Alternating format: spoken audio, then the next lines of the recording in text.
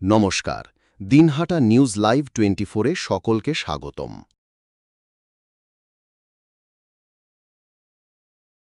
আজ সাহেবগঞ্জ থানা ও ট্রাফিক বিভাগের যৌথ উদ্যোগে এক সচেতনতামূলক শিবির ও শোভাযাত্রার আয়োজন করা হয়।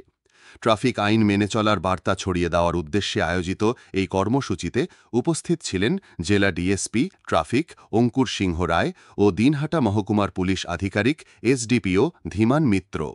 শোভাযাত্রাটি সাহেবগঞ্জ থানার প্রাঙ্গণ থেকে শুরু হয়ে একালা এলাকার প্রধান সড়ক প্রদক্ষিণ করে। এতে অংশ নেন স্থানীয় স্কুল কলেজের ছাত্রছাত্রী, পুলিশ কর্মী, ট্রাফিক কর্মী ও সাধারণ মানুষ। হাতে পোস্টার ও প্ল্যাকার্ড নিয়ে অংশগ্রহণকারীরা ট্রাফিক আইন মেনে চলার আহ্বান জানান।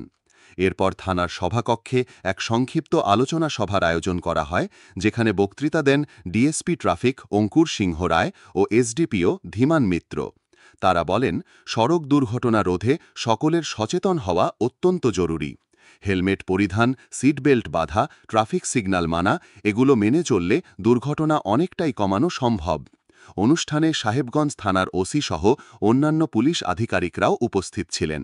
স্থানীয়দের মধ্যে এই উদ্যোগকে সাধুবাদ জানিয়ে বলা হয়,